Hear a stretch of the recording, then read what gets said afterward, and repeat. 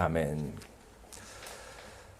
세상에는 참 좋은 사람, 훌륭한 일을 하시는 분들이 참 많이 있는 것 같습니다. 세상에는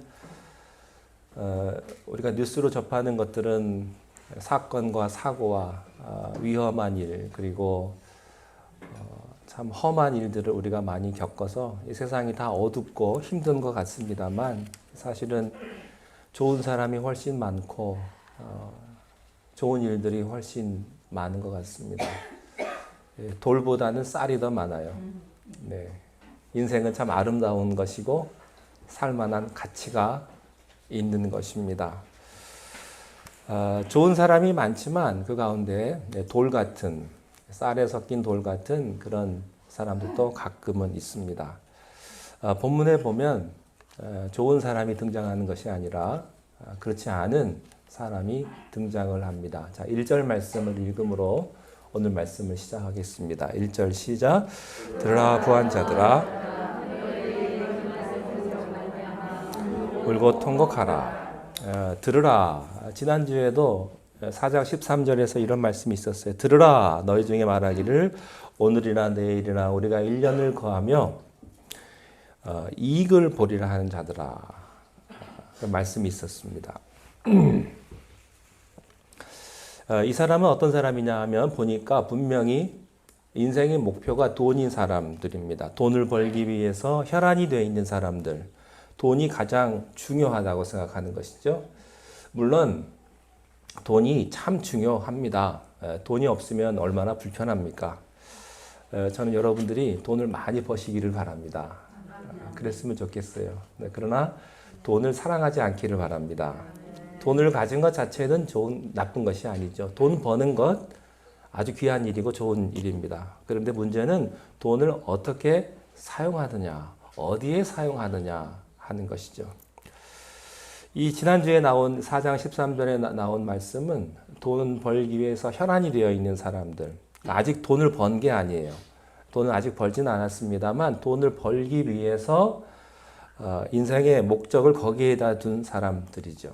오늘 5장 1절은요, 그 사람하고는 조금 다르게 이미 돈을 번 사람입니다. 그래서 부자가 된 사람이에요.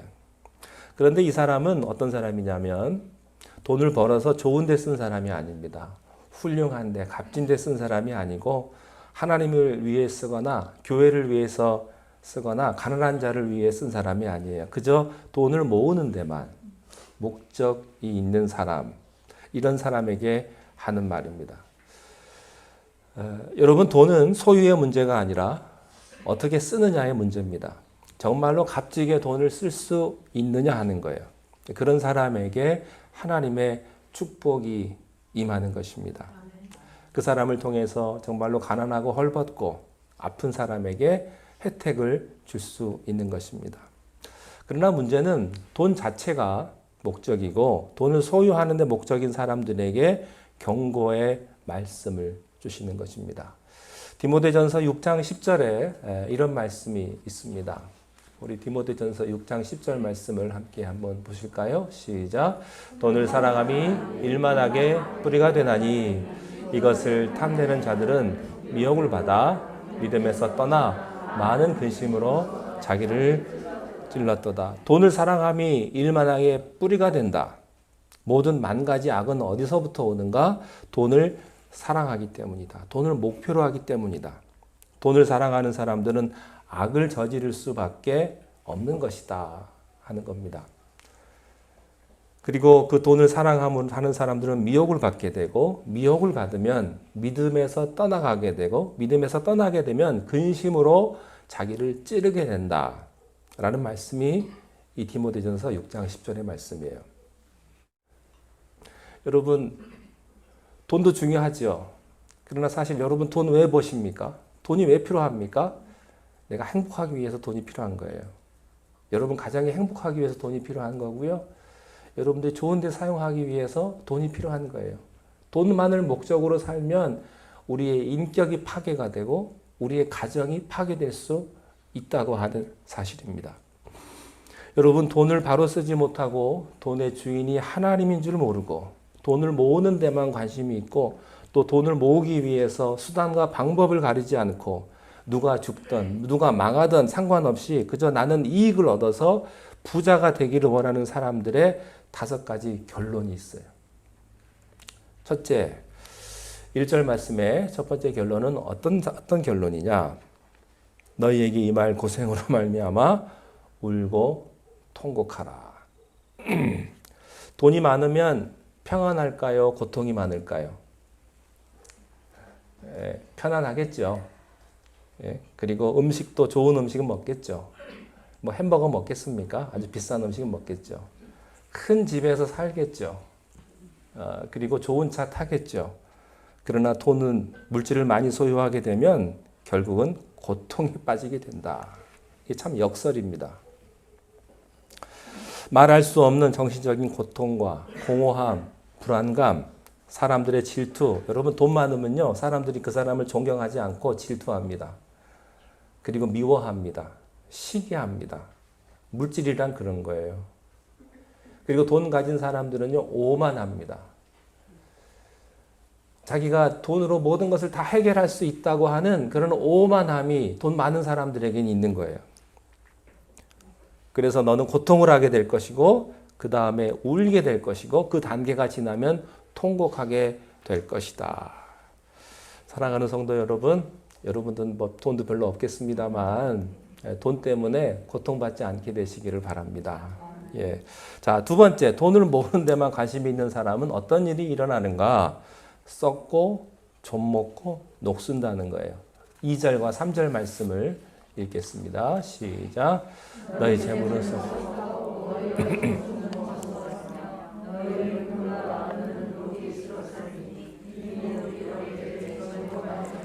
불같이 너희 살을 먹으리라. 너희가 말세의 재물을 물질의 특성, 썩게 되어 있다 하는 겁니다. 물질은 쓰지 않고 가만 놔두면 아무리 좋은 것도 시간이 지나면 부패하고 좀먹고 녹슬게 되어 있다 하는 겁니다.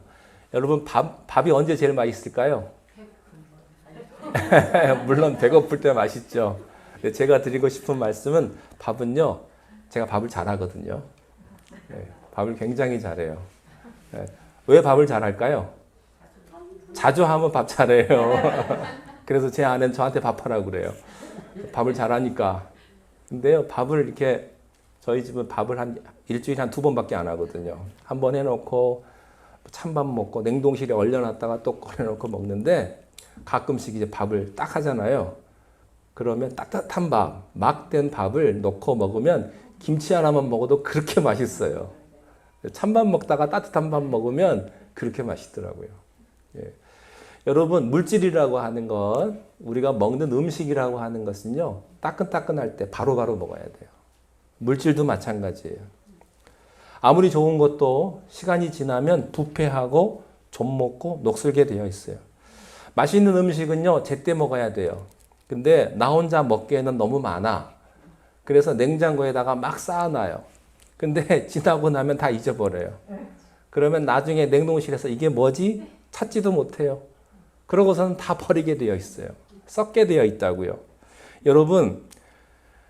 여러분의 냉장고에 썩는 음식이 없게 되시기를 바랍니다.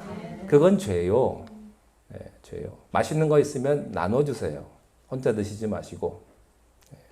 물질은 썩는 겁니다. 안 쓰면 썩어지는 거예요. 썩으면 남도 못 써요. 그거 먹는 사람 병들게 되어 있습니다.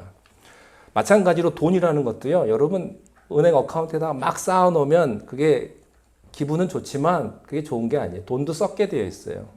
물질도 안 쓰면 썩게 되어 있어요. 두 번째 보니까 옷은 좀 먹는다 그랬어요. 옷은 아무리 많이 가지고 있어도요. 철 지나면 못 입지요. 또 유행 지나면 못 입지요. 그 많은 옷 다 어떡하겠어요? 한 번 입고 다 버리겠습니까? 옷은 좀 든다 그랬어요. 여러분 건강한 육신도 쓰지 않으면 녹슬게 되어 있어요. 우리의 지식도 마찬가지고 우리의 지성도 마찬가지고 우리의 건강도 마찬가지예요. 다 잘 사용해야 합니다. 하나님 기쁘시게 하나님의 일을 위해서 우리가 잘 사용해야 하는 것입니다. 세 번째, 물질을 잘못 쓰면 어떻게 되는가? 물질은 당신의 도덕성을 타락시킨다고 하는 거예요. 물질은 당신의 정의감을 타락시킨다. 그게 물질이에요. 4절 보십시오. 4절 함께 읽겠습니다. 시작. 보라.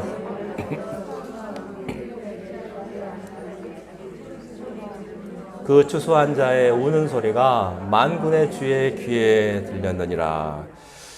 돈을 더 벌려다 보니까, 이익을 더 많이 내려다 보니까 사람들에게 삭스를 주지 않는 거예요. 여기서 뭐라고 말했냐면, 내가 내 밭에서 추수하려고 사람을 썼는데 페이를 안 주는 거예요. 삭스를 안 주는 거예요. 이 사람은 힘이 없고 능력이 없으니까 주인에게 대들지 못해요. 그저 당하는 거예요. 요즘 현대에서는, 특별히 미국에서는 그런 일이 없습니다만 가끔 그런 일이 있어요. 교묘하게 일시키고 대가를 정당하게 치르지 않고, 그렇죠. 성경에 뭐라고 말했냐면, 그 받지 못한 삭시 소리 지른다 그랬어요. 그 소리가 하나님의 귀에 들렸다. 여러분, 돈에 너무 혈안이 되어 있으면요, 도덕성을 잃어버립니다. 윤리성을 잃어버려요. 왜? 이익이 더 중요하니까. 한국에서도 가끔 그런 거 있잖아요. 외국에서 동남아에서 근로자들 오면 대부분의 사람들은 월급을 제때 잘 줘요. 근데 어떤 사람들은 그 사람들이 불법 체류하고 그 사람들의 약점을 이용해 가지고 그 사람들에게 월급을 잘 주지 않아요. 어떻게 해봐라 이거죠. 네 번째, 하나님을 위해 바로 쓰지 않는 물질은 향락과 쾌락을 추구하게 되어 있습니다. 5절 한번 보시기 바랍니다. 5절 시작. 사치하고 방종하여 살육의 날에. 여러분, 돈이 있으면 자기도 모르게 사치하게 되어 있습니다. 윤리가 없고 도덕이 없고 돈을 자기가 쓸 만한 어떤 절제력이 없는 사람은요, 그 돈을 나쁜 데 쓰게 되어 있다고요. 악을 도모하는 데 쓰게 되어 있고 자기 권력을 위해서 쓰게 되어 있습니다. 여러분, 사치스러운 지출에 고삐를 당기시기를 바랍니다. 안 해도 되는 일에 너무 돈을 많이 투자하지 마십시오. 욕망의 추구는 거룩에 대한 자멸입니다. 너무 내 욕심대로만 여러분의 물질을 사용하지 않기를 바랍니다. 다섯 번째, 돈을 잘못 쓰는 사람은 어떻게 되는가? 어떤 결과가 오느냐? 심각한 수준까지 오게 됩니다. 살인까지 하게 돼요. 6절을 함께 보시겠습니다. 시작. 너희는 의인을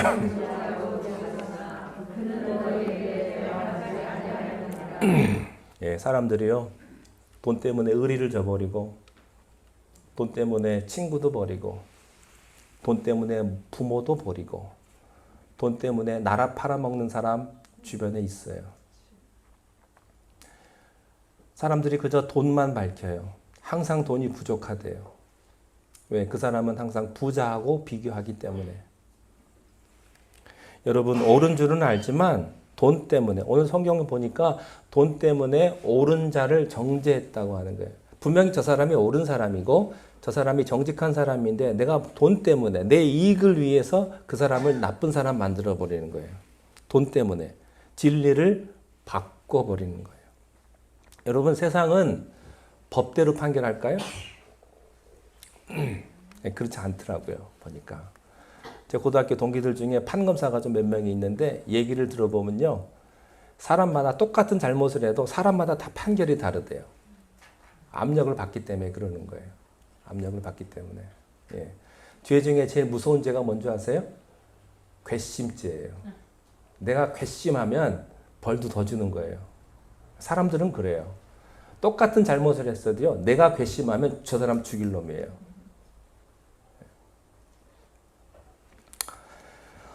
심지어 어떤 사람은 살인을 한다고 그랬어요. 다 무엇 때문에요? 돈 때문에. 돈 때문에 사람 죽이는 사람 많잖아요. 돈만 주면 뭐든지 해주는 사람. 여러분, 제발 돈을 좀 많이 버십시오. 교회가 할 일이 많습니다. 쓸 데가 많아요. 그렇지만 꼭 기억하십시오. 하나님은 기도하고 땀 흘린 돈을 원하십니다. 사기친 돈은요, 술값으로 가요. 사기친 돈은 절대 장학금으로 가지 않습니다. 좋은 데 가지 않아요. 정말로 값진 돈만이, 땀 흘려 번 돈만이 귀하게 사용되는 것입니다. 그리고 그것은 오병이어의 기적을 일으키고 축복을 가져오게 되는 것이죠. 자, 그렇다면 크리스찬의 삶의 결론은 무엇인가? 7절 말씀 함께 읽겠습니다. 시작. 그러므로 형제들아 주께서 강림하시기까지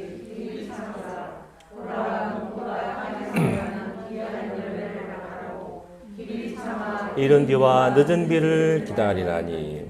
형제들아 주께서 강림하실 때까지 시험이 오거나 역경이 오거나 환난이 오거나 어려움이 올지라도 흔들리지 말고 돈에 유혹당하지 말고 인내하면서 참으면서 주님이 주시는 그 선한 열매를 기다리면서 끝까지 인내해라 하는 말씀이에요. 여기 길이 참으라 이랬어요. 그러면서 비유를 하나 들어주시는데 누구 비유냐면 농부의 비유입니다. 농부. 농부가 씨 뿌리는 것을 내가 아느냐? 씨앗을 왜 뿌리느냐?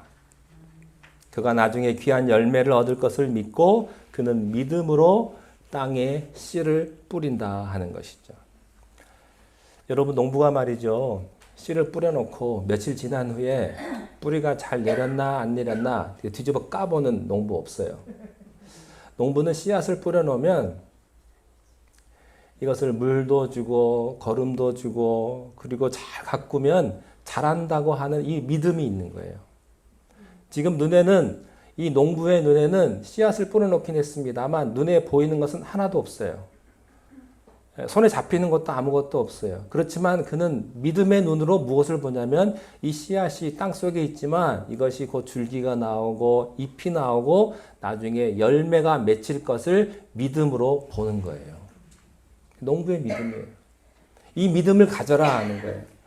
여러분 우리가 신앙생활을 할 때요. 이런 거하고 똑같아요. 눈에 아무것도 보이질 않아요.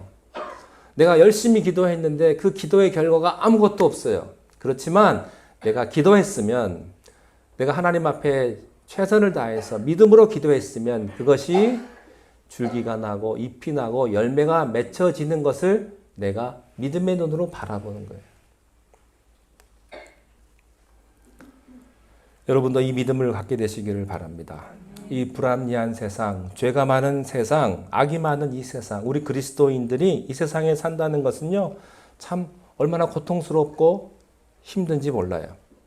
그렇지만 여러분의 눈에 아무것도 보이지 않고 손에 아무것도 잡히지 않는다 할지라도 믿음으로 반드시 열매가 맺혀질 것을 믿고 내 기도가 응답되어질 것을 믿고 참고 의심하지 말고 전진하라는 것입니다. 농부의 심정을 가지고 고생하고 땀 흘리라는 거예요. 자, 8절로 넘어가겠습니다. 8절 시작. 마음을 굳건하게 하라.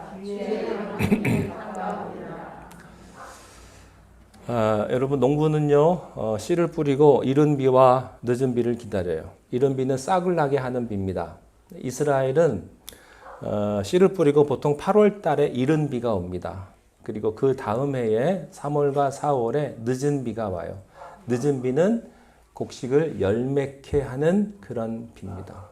하나님은 때에 따라서 우리들에게 이른 비도 주시고 늦은 비도 주시는 것이죠. 하나님은 때로는 우리들에게 어떤 시련도 주시는 거예요. 여러분 예수 믿다 보면 여러분들에게 어떤 시련이 오는 거죠.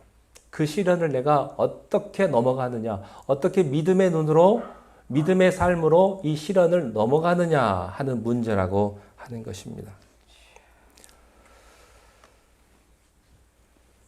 10절에 보면 참으라는 말씀이 있었어요. 그리고 11절 말씀에 보면 인내하라는 말씀이 있습니다. 우리는 두 가지를 다 해요. 참는다는 것은 무엇인가? 누가 나한테 잘못을 했는데 누가 나한테 잘못을 하면 먼저 내가 그 사람을 복수하고 싶어요. 보복하고 싶습니다. 그러나 그것을 참는 절제예요. 우리 그리스도인들은 불합리한 것에서도 억울한 일이 있어도 기다리고 참고 인내하는 것이 필요하다고 하는 것입니다. 그냥 내가 그냥 한바탕 쏟아붓고 싶고 가서 한 대 쥐어받고 싶고 하지만 참는 거예요. 기다리는 거예요. 이것이 없이는 하나님의 의를 이룰 수가 없는 것입니다. 11절에 인내한다는 말이 있는데요. 불의한 일을 겪었을 때, 불의한 대우를 받았을 때, 내가 감당할 수 없는 고통을 겪었을 때 참는 것을 의미합니다. 우리는 시련을 만날 때 우리는 참을 수밖에 없어요.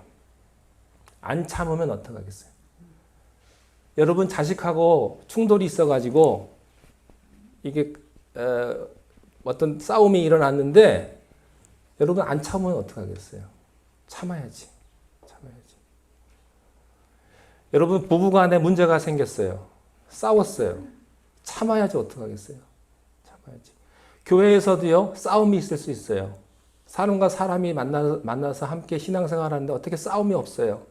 그러나 그 가운데서도 인내하고 참는 거예요. 참지 못하면 지금까지 쌓아놓은 모든 것들을 다 잊어버리게 되거든요.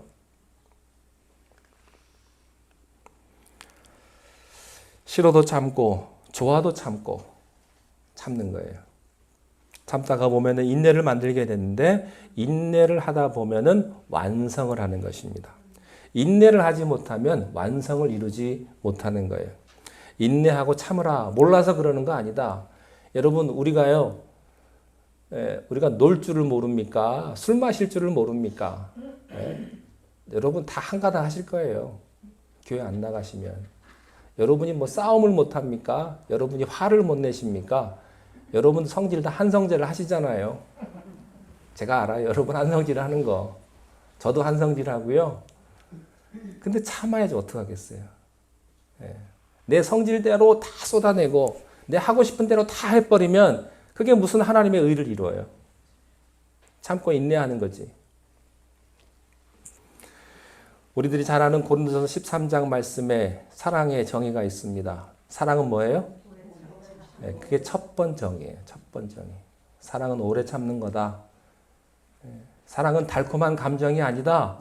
사랑은 오래 참는 거다. 온유한 것이다. 성내고 싸납고 그리고 단련드는 것이 아니다. 하는 거예요. 자, 9절로 넘어가겠습니다. 9절 읽겠습니다. 9절. 시작. 형제.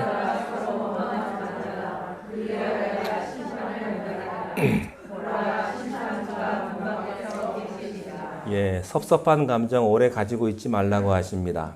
참고 기다리면서 하나님의 진리 때문에 우리가 때로는 고통을 겪고 있지만 내가 고통을 겪음으로 다른 사람이 축복을 받게 되는 거예요.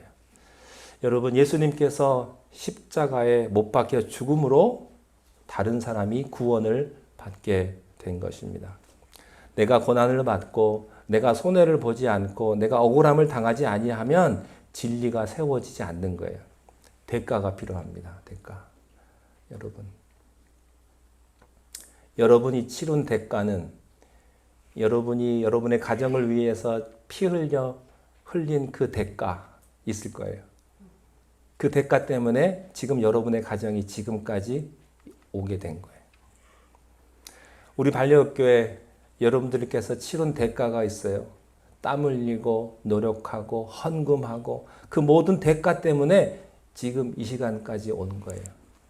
여러분의 치른 대가는 아름다웠고 거룩한 것입니다. 여러분이 희생하고 손해보고 청소하고 헌신했기 때문에 하나님의 영광이 드러나게 되는 것입니다. 그러면서 구약의 예언자의 예를 하나 듭니다. 11절 말씀 보시겠습니다. 11절 시작. 돌아 인내하는 자를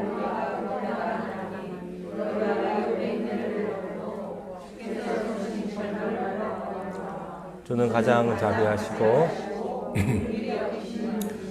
욥이 등장합니다. 의로운 욥. 욥은 한 인간으로서 그가 견딜 수 없고 감당할 수 없는 그런 기가 막힌 일들을 그의 생애에 겪게 되었습니다. 의로운 욥은 아무 까닭 없이 고난을 겪게 됩니다. 여러분들도 신앙생활 하다 보면요. 아무 까닭 없이 어려움을 겪게 되는 때가 있을 거예요. 욥이 그랬습니다. 하루아침에 그의 모든 재산이 다 사라졌습니다. 그가 키우던 모든 가축이 다 죽었습니다. 그리고 그 다음에 10명의 자녀들이 죽었어요. 그리고 그 다음날 자기하고 평생을 그렇게 14년을 낳고 살던 자기 부인이 자기가 병들고 가진 게 없어지니까 자기를 저주하고 도망가 버렸습니다. 욥의 몸에는 악창이 났습니다. 너무 간지러워서 가려워서 기왓장으로 긁을 수밖에 없는 그런 고통을 가지고 살았습니다. 이 가려움의 고통. 친구들의 위로가 되지 않았어요. 하나님 왜 내가 이런 고통을 겪어야 합니까? 하나님 내가 이 고난을 왜 겪어야 합니까? 고난의 이유는 무엇입니까? 해답이 없어요. 그러나 놀라운 사실은 욥이 그 고난 가운데에서도 그는 한 번도 하나님을 원망하거나 저주하지 않았다고 하는 사실입니다. 그는 알 수 없는 고난 속에서도 하나님을 보고 신뢰했다. 그래서 46장에 가보면 하나님이 욥에게 나타나셔요. 그래서 욥에게 이렇게 말씀하세요. 사랑하는 욥아, 내가 네 믿음을 보았다. 그리고 욥을 안아주세요. 얼마나 감동스러운 장면인지 모르겠어요. 여러분들께서 수고하고 애쓰고 또 알 수 없는 고난을 겪으신 후에 하나님이 여러분을 안아주실 거예요. 내가 너의 수고를 보았다. 내가 너의 노력을 보았다. 내가 너의 눈물을 보았다. 그리고 하나님께서 욥에게 2배의 축복을 주십니다. 2배의 축복. 혹시 여러분 욥처럼 고난 중에 계신 분이 있으십니까? 여러분 한 사람을 기억할 수 있기를 바랍니다. 그분은 우리를 위해서 고난 받으신 예수 그리스도십니다. 죄를 범치 아니하시고 자기를 채찍으로 때린 사람을 오히려 축복하신 한 분이 계세요. 예수 그리스도십니다. 예수님은 한마디 변명도 안 하시고 한마디 대꾸도 안 하시고 복수하지 않았어요. 여러분 사람이 억울하잖아요. 그러면 당장 가서 따지고 싶어요. 그리고 삼자대면 하고 싶어요. 여러분 새벽에 너무 이렇게 분하고 억울해가지고 자다가 깨가지고 엉엉 울어보신 적 있으십니까? 네. 너무 억울하면요 자다가 깨요. 그리고 너무너무 가슴이 답답한 거예요. 잠을 잘 수가 없어요. 아마 여러분 억울하고 분통 터져가지고 잠 못 잔 경험은 많으실 거예요. 눈물까지는 몰라도 그런 경험 있으실 것입니다. 근데 예수님은요 그런 상황 속에서도 한마디 말씀하지 않으셨다는 거예요. 여러분들께서 혹시 분통 터지고 억울하고 말도 안 되는 어이없는 일을 당하실 때 한마디 말도 하지 마십시오. 대꾸하지 마십시오. 그리고 주님을 바라볼 수 있게 되시기를 바랍니다. 어린 양 예수 그리스도는 그렇게 여러분과 저의 죄를 위해서 십자가에 피 흘려 죽으셨습니다. 그분이 우리의 구주십니다. 하나님은 자비하신 분이십니다. 그리고 하나님은 긍휼이 많으신 분이세요. 야고보 사도는 오늘 우리들에게 이렇게 말을 합니다. 참아라. 인내해라. 하나님은 위대하시다. 기도하겠습니다. 하나님 아버지, 우리가 믿음 생활을 하며 알 수 없는 고통과 알 수 없는 오해를 당할지라도 우리가 끝까지 하나님을 신뢰하며 참고 인내하는 하나님의 자녀가 다 되게 하여 주시옵소서. 예수님 이름으로 기도하옵나이다.